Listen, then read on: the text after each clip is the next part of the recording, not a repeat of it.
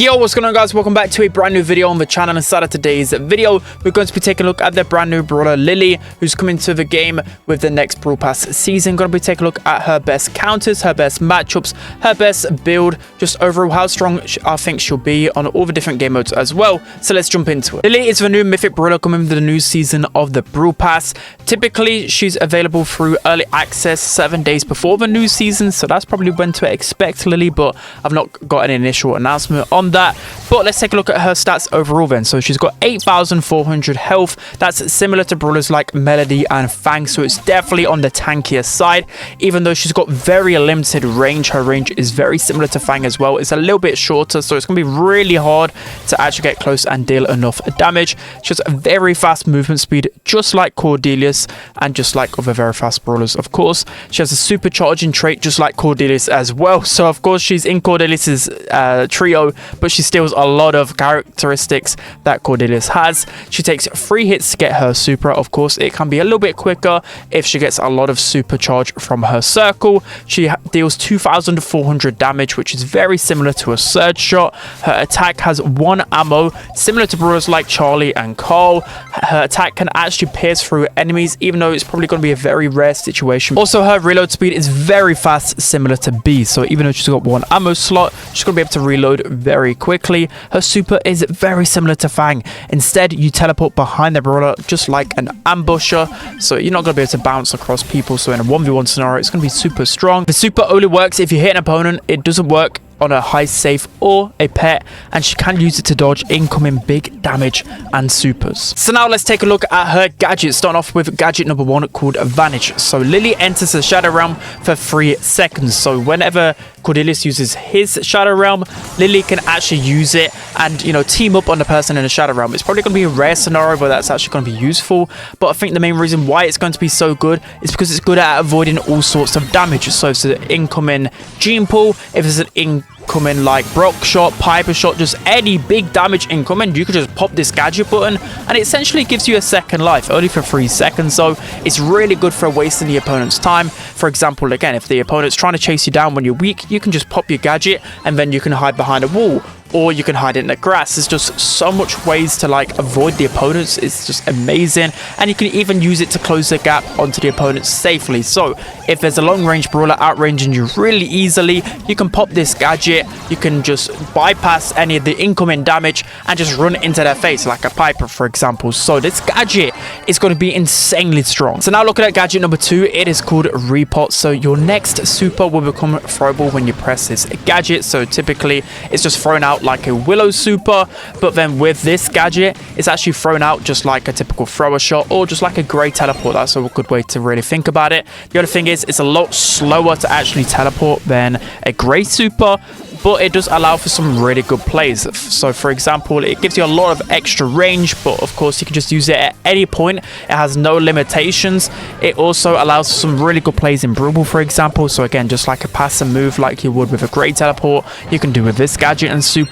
It also allows you just to throw your super wherever you want. So you don't even have to use it to get onto an opponent. You can use it to actually survive and throw it backwards. You can use it to get like a clutch play, I don't know, in hot zone, or just there's just so many ways you can use this gadget to make cool plays. Biggest drawback will be if it's really easy to connect with this super anyways.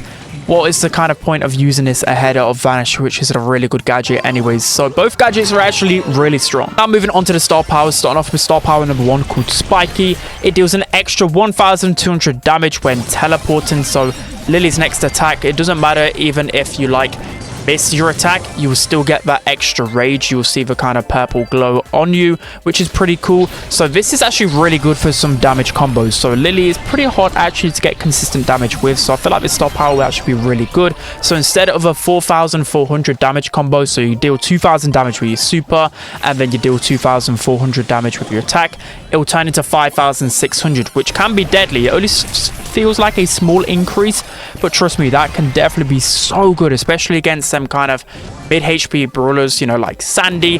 This can turn interactions into like a free shot, for example. So you can super, then hit them as soon as you land, and then your next ammo, you can like free tap essentially so many different brawlers in the game, but it's only useful with your super. That's the biggest drawback with this star power. So if the super is hard to hit in game, then the star power actually might be pretty bad. Next, we have star power number 2 called Vigilance. So you get an extra 15% movement speed while an enemy is inside her supercharged radius. This will actually be really great for getting easier position, especially when you're behind a wall, and it'll just allow you to push into the opponents much quicker. And especially if, I don't know, for example, the opponent you're chasing has very fast movement speed as well, you can actually catch up to them as well. So you're just going to be able to outrun every single brawler with his star power. It's going to be really good for keeping your distance as well and just allowing for more passive supercharge.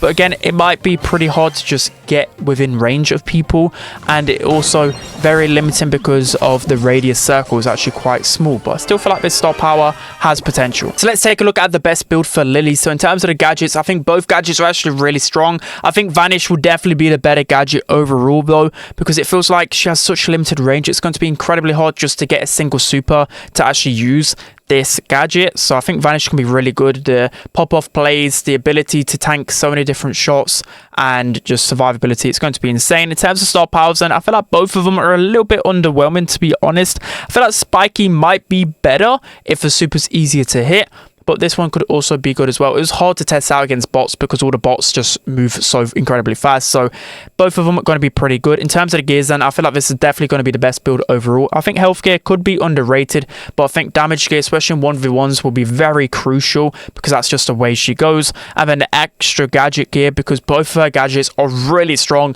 and so crucial to the way she plays. We're going to be moving on to her best counters, starting off with Surge. So I feel like Surge would be a fantastic counter because it's going to be so easy for Surge to stay out of Lily's range.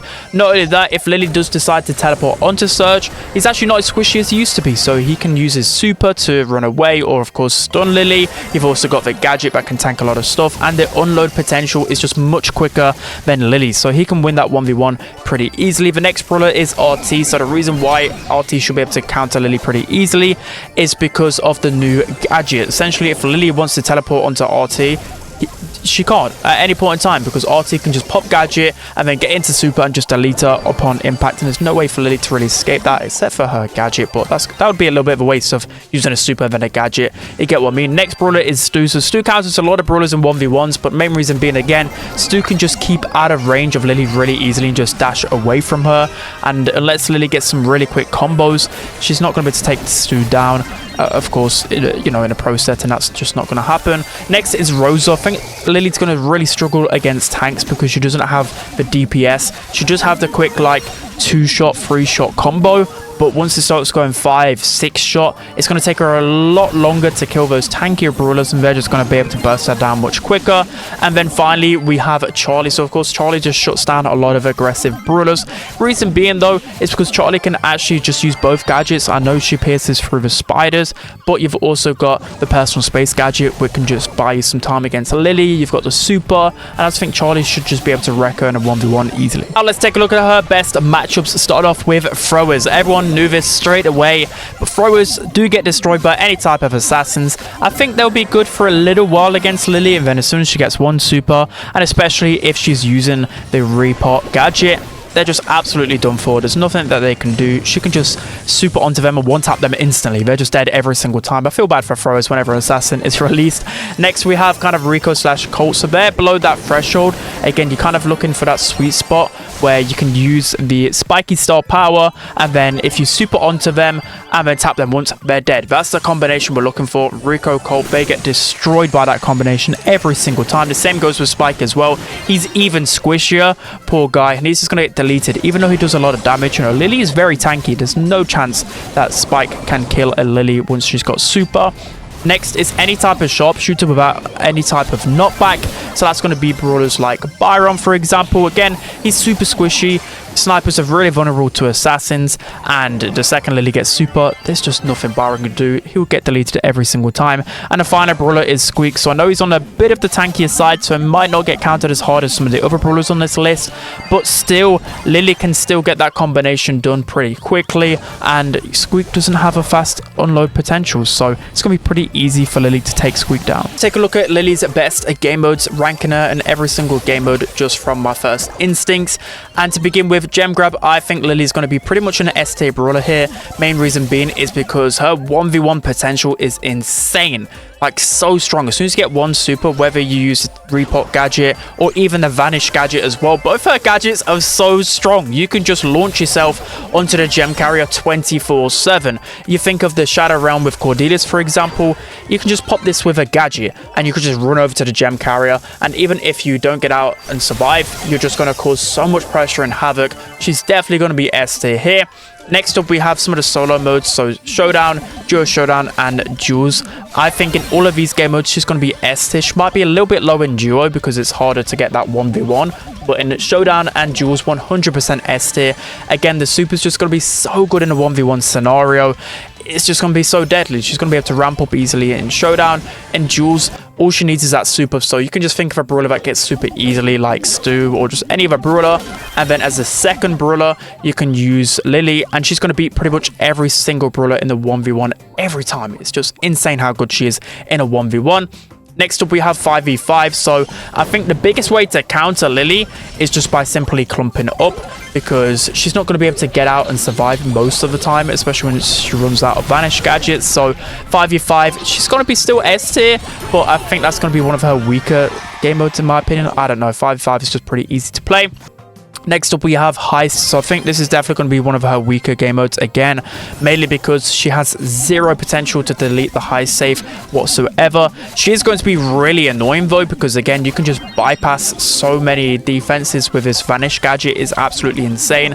I can just think of some examples in like Safe Zone, for example. You can just pop the gadget, get into the right top corner, and then you're essentially forcing your opponents to pinch you out every time. I think she's not going to be the greatest though. I think there's too many hypercharged brawlers that are just better than her in Heist. Next up, we have Bounty / Wipeout, so I think she's going to be like B/A tier. I think a lot of the maps are going to stop her from becoming really strong because they're going to be too long range. But then there's a few maps that have been added, you know, like Canal Grande, for example, where I think in a pro setting should be pretty underrated and pretty strong.